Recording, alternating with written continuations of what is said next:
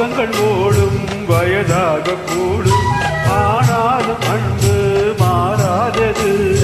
மாலையிடும் சொந்தம் மூடி போட்ட பந்தம் பிரிவென்னும் சொல்லே அறியாதது.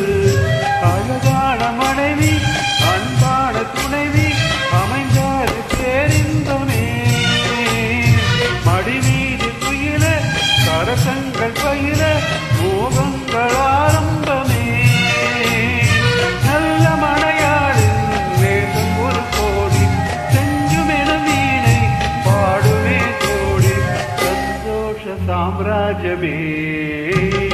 கல்யாண மாலை கொண்டாடும் பெண்ணே என் பாட்டை கேடு உண்மைகள் சொன்னேன்.